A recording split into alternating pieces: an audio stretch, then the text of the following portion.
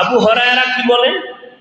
কিয়ামতের ময়দান যেদিন কায়েম হয়ে যাবে, সব নারী পুরুষ উলঙ্গ দাঁড়াবে, সূর্য মাথার উপরে হাজির, সূর্যের গরমে মাথা টকবক করে ভাতের মারের মতো ফুটবে, জমিনটা গরমে মাটির জমিন তামা হয়ে যাবে। অন্যদিকে জাহান্নামের আওয়াজ, জাহান্নাম চিল্লায় বলবে, আল্লাহ বেনামাজি কই, গুনাহগার গুলো কোথায়, সব আমার পেটে দাও, বড় ক্ষুধা লাগছে। আল্লাহ বলবে, অপেক্ষা কর জাহান্নাম, আমি বিচার করা মাত্র তোকে দিয়ে দিব সব গুনাহগার গুলো। জাহান্নাম থামে না, আল্লাহ অর্ডার করবে, বিচারটা করতে দাও। জাহান্নামের গলায় ৭০,০০০ শিকল লাগাও, এক একটা শিকলের গোড়ায় ৭০,০০০ ফেরেশতারা ধরে টানবে, জাহান্নামকে ধরে রাখতে পারে না। জাহান্নামের চিৎকারে হাসরের মাঠটা থরথর করে কেঁপে উঠবে। ওদিকে আমার আল্লাহ রাব, লিমানিল মুলকুল ইয়াউম লিল্লাহিল ওয়াহিদিল কাহ্হার। এমন কঠিন হালাত হবে হাসরের ময়দান। এর নবীর উম্মত ওই হাসরের মাঠে সব উলঙ্গ দাঁড়াবে, নবীরা কান্না করতে থাকবেন। এর নবীর উম্মতের দল, ওই নামাজ, যেই নামাজ তোমাকে জাহান্নাম থেকে বাঁচাতে পারে না, গুনাহ থেকে বাঁচাতে পারে না, ওই নামাজ তোমাকে জাহান্নাম থেকেও বাঁচাতে পারবে না। যেই নামাজে তোমাকে গুনাহ থেকে বাঁচাতে পারে না, ওই নামাজ তোমাকে জাহান্নাম থেকেও বাঁচাতে। আর যেই নামাজ পড়ার কারণে এখন মিথ্যা বলো না, মিথ্যা থেকে নামাজ বাঁচায় দিছে, নামাজের কারণে এখন জবান থেকে গীবত বন্ধ, নামাজ তোমার গীবত বন্ধ করায় দিছে, নামাজ তোমাকে গুনাহ থেকে বাঁচায় দিছে। ইনশাআল্লাহ ওই নামাজ তোমাকে জাহান্নাম থেকেও বাঁচায় জান্নাত দিবে।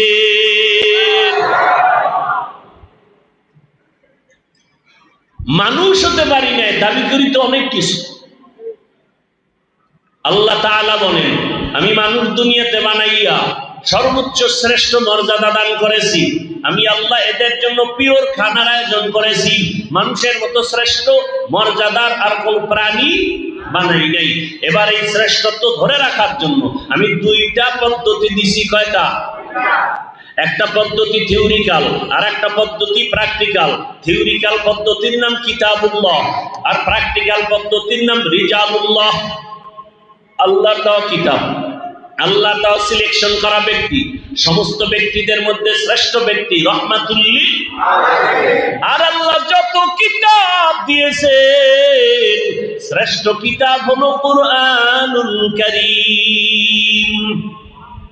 নবী নাই, রসুল নাই, কোরআন আছে না নাই? আল্লাহ কয় এখন আমি তো নাই। রসুল বলেন, আরে আমার রসুল আমি তো নাই। আল্লাহ কয় রসুল আপনি বলে দেন। রসুলের অবর্তমানে কিয়ামত পর্যন্ত রসুলের দায়িত্ব পালন করবেন একমাত্র, শুধুমাত্র, কেবলমাত্র উলামায়ে কেরাম। কারা? আচ্ছা আসেন, রসুল যখন দুনিয়াতে আসছেন, মক্কা নগরীতে এসে দেখলেন নবীজি দেখতেছেন এর আগের অবস্থা খারাপ, নারীদের এলাকার মানুষ পছন্দ করে না, বিধবা নারীকে এলাকা ছাড়িয়া দূরে সরাইয়া দেয়, কন্যাদেরকে বাবা নিজে গলা টিপে মেরে ফেলে। এমন এক খারাপ চরিত্রহীন সমাজ। ল্যাংটা হইয়া নারী আর পুরুষ একসাথে বাইতুল্লাহর দেওয়াল তাওয়াফ করে। কোন পশু জবাই করতে গেলে রক্তটা নিয়ে বাইতুল্লাহর দেওয়ালে মাইখা দেয়, মনে করে কোরবানি কবুল।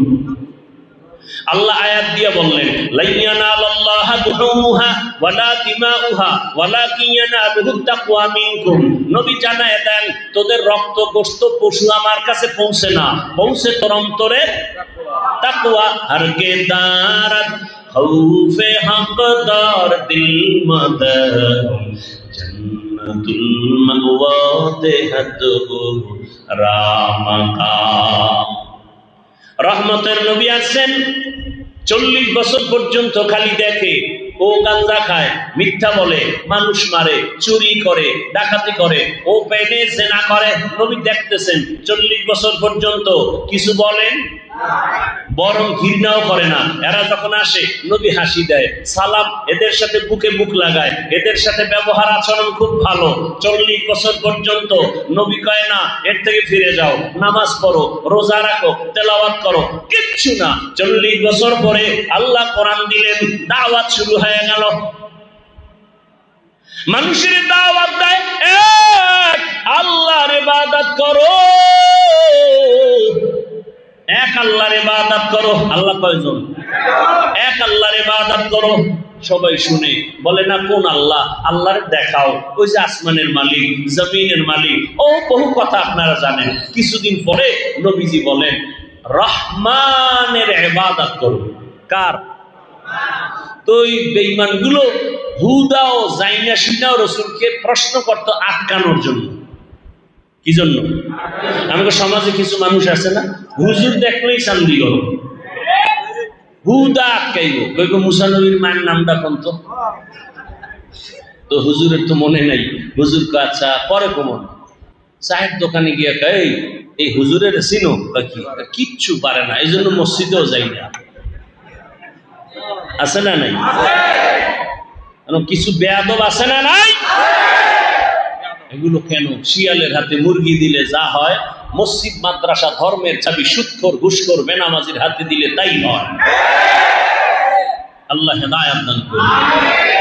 ভাইরা আমার, রহমতের নবী এতদিন বলতেন এক আল্লাহর ইবাদত করো, তাওহীদের বাণী। এখন আবার বলে রহমানের ইবাদত করো। মুশরিকরা কয় দেখছুনি, এতদিন এক আল্লাহর কথা কইয়া দুইজন বানাইছে। কয়জন? এ শুনে একজনে একটা মুহাম্মদ কি বলে, তুমি এক আল্লাহর ইবাদতের দাওয়াত দিতে না? কহ নতুন ভাবে আর একজন আইছে নাকি? বলে কেন? কয় যে রহমানের ইবাদত করতে বলো। আল্লাহকে, রহমানকে? মানির রহমান। নবী কয় দাঁড়া, জবাব দিতেছি। আল্লাহ দিয়ে তাকায় আছে, জিব্রাইলের আল্লাহ কয় যাও, আমি কেমন রহমান শুনায় দাও। আর রহমান আল্লামাল কুরআন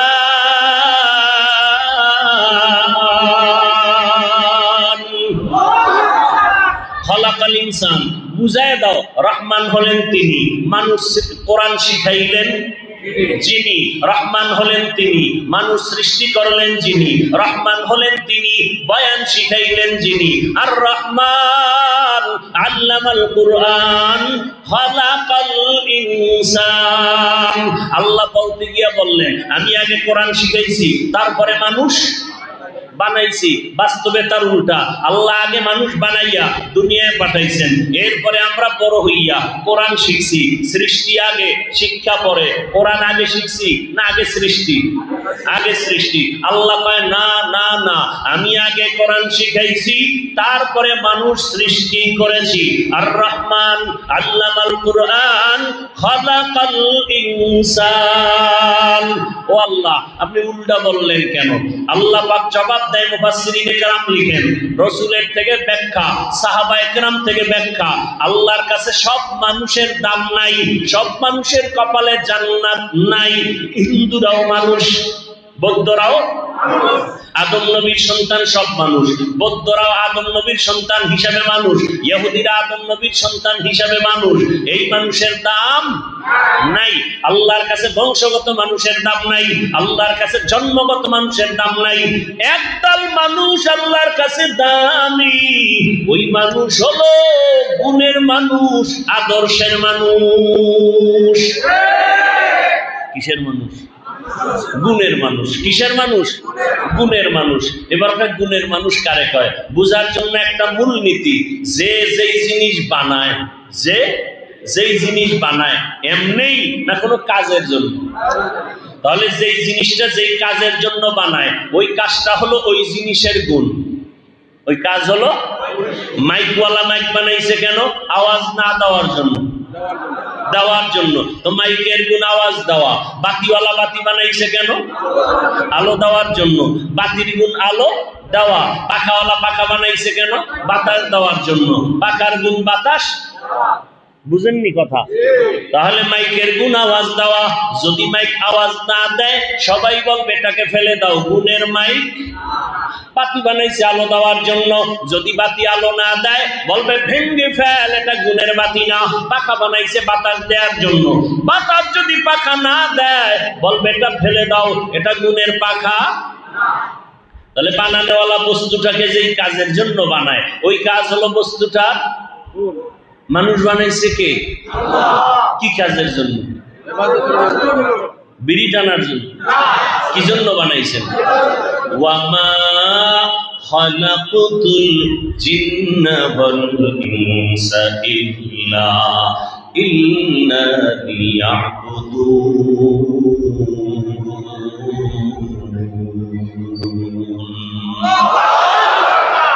মানুষ কি জন্য বানাইছেন? ইবাদতের জন্য। বলেন মানুষের গুণ কি? মানুষের গুণ কি? আমগো কাজ কি? ইবাদত।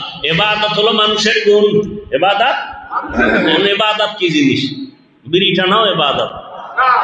হ্যাঁ, ভালো করে বোঝার চেষ্টা করেন। আল্লাহ মানুষ বানাইছেন ইবাদতের জন্য। ইবাদত কি? অনেকে মনে করে নামাজ পড়া ইবাদত, তাসবিহ পড়া ইবাদত। ইবাদত মানে পাগড়ি লাগাও, মসজিদে যাও, বসে বসে জিকির করো, তেলাওয়াত করো, তাবিজ লেখো, মাঠে নাইমো না। আছে না নাই? মানুষ মনে করে, কিন্তু ইবাদত কি জিনিস বুঝে না। জীবনে যা করবে, যা বলবে সব ইবাদত, সব ইবাদত। ঘুমাবেন ইবাদত, বাজারে যাবেন ইবাদত, রাষ্ট্র চালাবেন ইবাদত, সংসার চালাবেন ইবাদত, খানা খাবেন ইবাদত, রোজা রাখবেন ইবাদত, ব্যবসা করেন ইবাদত, চাকরি করেন ইবাদত, লেখাপড়া করেন ইবাদত। হাসবেন তাও ইবাদত, কান্না করবেন ইবাদত, কাউকে দুশমন ভাববেন ইবাদত, কাউকে বন্ধু মনে করবেন ইবাদত। মন গড়া সব কিছু হতে হবে রসুলের আদর্শ অনুযায়ী। রসুলের আদর্শ বাদ দিয়ে নামাজ পড়বেন, নামাজের কোনো লাভ, বিফল। রসুলের আদর্শ বাদ দিয়ে রোজা রাখবেন, রোজা কবুল হবে। রসুলের আদর্শ লাগাইয়া ব্যবসা করবেন, জান্নাত রেডি। জান্নাত নবী কয় আত্তাজিদু সুদুকুল আমিন মান নাবিয়্যিন ওয়াস সিদ্দিকিন ওয়াস শুহাদা ওয়াস সালিহিন। যারা সত্যভাবে ব্যবসা করবে তারা নবীদের সাথে জান্নাতে থাকবে। আর যারা দুই নাম্বারই করবো, আল্লাহ কইছে ওয়াইলুল লিল মুতাফফিফিন। ব্যবসায় যারা ভেজাল করবি তোদের জন্য ওয়াইল। মনে আছে কি ওয়াইল? ওয়াইল নামক জাহান্নাম নামাজির জন্য, ওয়াইল নামক জাহান্নাম ব্যবসায়ী ধোঁকাবাজের জন্য। কোন ব্যবসায়ী ধোঁকাবাজ? এটা নগদ চিনার জন্য দেখবেন সাইনবোর্ড লাগানো, কিনা বিক্রি করা মাল ফেরত নেওয়া হয় না, যদি দেখেন লেখা ধোঁকাবাজ। এই ব্যবসায়ী তাজা ধোঁকাবাজ, তাজা। ওর অন্তর খারাপ, ওর ব্যবসা হারাম, ওর সব কিছু নষ্ট। আর যারা সব ব্যবসায়ী তারা লাগবে অবশ্যই বিক্রি করা মাল ফেরত নেওয়া হয়। এইরকম সাইনবোর্ডওয়ালা ব্যবসায়ী ঢাকাতে আছে না নাই? আমার জানা মতে হাজার হাজার আছে। লেখা আছে বিক্রি করা মাল ফেরত নেওয়া হয়।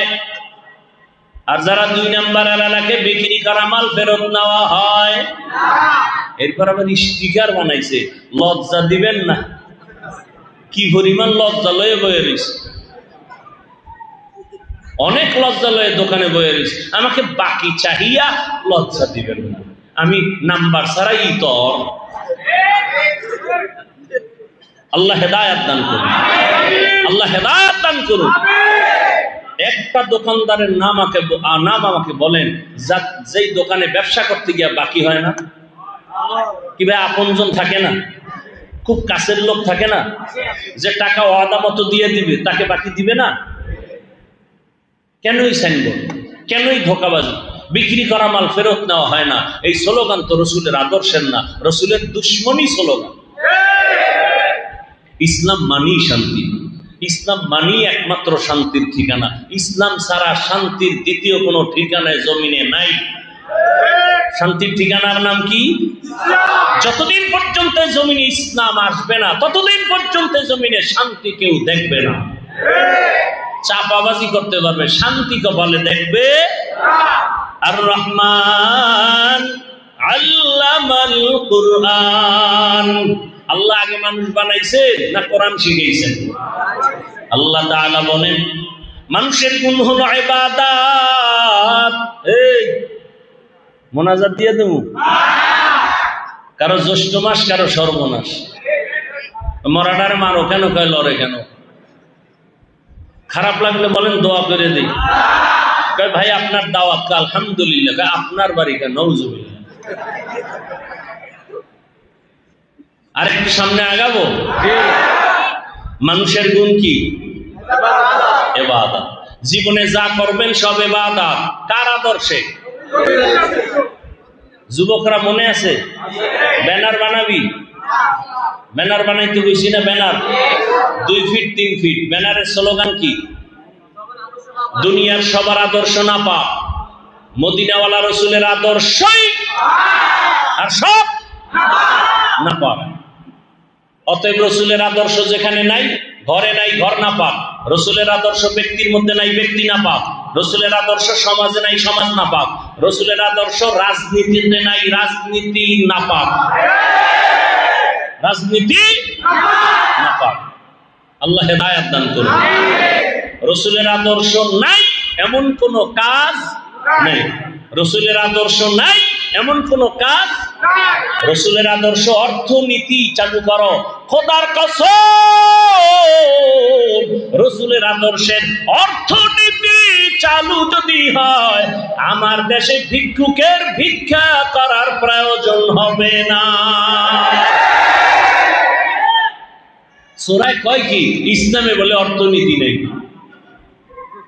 হ্যাঁ, খোদার কসম, আল্লাহর ঘর সাক্ষী, যতদিন পর্যন্ত ইসলামের অর্থনীতি চালু না হবে ততদিন পর্যন্ত মানুষ অর্থের কল্যাণ কোনোদিন পাবে না।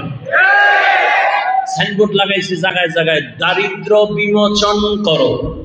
দারিদ্র, আল্লাহর দেওয়া অর্থনীতি, ইসলামী অর্থনীতি, রসুলের আদর্শের অর্থনীতি যতক্ষণ চালু হবে না ততদিন পর্যন্ত খোদার কসম দারিদ্র বিমোচন হবে না।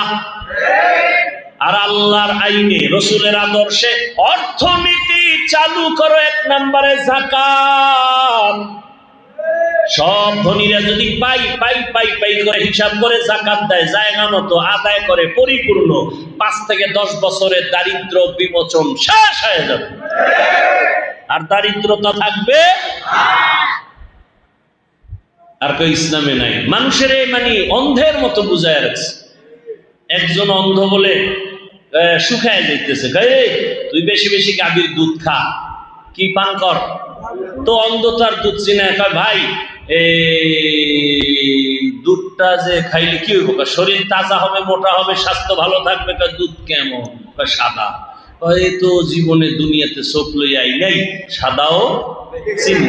সাদাটা কেমন? বক আছে না, বক একটা পাখি, বকের মতো। বকটা কেমন? ধান কাটা কাঁচি আছে না, কাঁচির মতো বাঁকা। কেমন? এইবার ও 8টারে বানাইছে এরকম কাঁচি, এরকম বাঁকা করে দিছে। এই যে এইরকম ও ধৈর্য দেখে, আল্লাহ ওকে ভাই মা ফসাই দোষ, এইটা আমার গলায় ঢুকবে না, এমন আমার ঢুকার কোনো দরকার নেই, মইরা যাই। তো অন্ধের মতো ইসলামটাকে আমাদের উল্টা পাল্টা রকম বুঝাইয়া বলে ইসলাম খবরদার, মহিলা রাখা খবরদার, ইসলাম মানা যাবে না। কেন? হাত মোজা পরাইবো, বাউ মোজা পরাইবো, বোরকা পরাইয়া দরজা আটকাই রাখবো, ভয় ঢুকাই দিছে। হ্যাঁ, পৃথিবীতে ইসলাম ছাড়া শান্তি, মুক্তি, কল্যাণ, উন্নতি, শালীনতা, স্বাধীনতার ধর্ম এবং তন্ত্র বিধান আর কোথাও নেই। এবং সহজ, ইসলামের ধর্মের সবকিছু খুবই সহজ। 5 ওয়াক্ত নামাজ যারা পড়ে, 5 বার ওযু করে, শরীরটা ফ্রেশ, দেখতে সুন্দর, চেহারার মধ্যে নূর ভাসতেছে। আর যিনি নামাজ পড়ে না, প্রস্রাব করে পানিও লয় না, এটি পোশাক না পাক, চেহারা ভাল্লুকের মতো, চুলগুলো উল্লুকের মতো। বানায় বলতেছি, ওদের পাশে দাঁড়াইলে নামাজ নাই। এক তো বিড়ির গন্ধ, ওদিকে প্রস্রাব করে পানি লয় না, সেই গন্ধ। নামাজে ডাকলে কয় আমার শরীর খারাপ। কে তুই মহিলা নি? তো শরীর খারাপ কেন? না না না না, আমার পোশাক খারাপ। হুজুর কা কেন পোশাক খারাপ কেন? বলো এই লই নামাজ হইব, এই লই। এরপরে দেখ হুজুরের লাগে পারে না, শেষকালে আমার মনই খারাপ, আমার মনটাই কি খারাপ, আর নামাজে যাই না। খাওয়ার বাজা কি বলে বাহানা, বাজা মাছের ঝোল।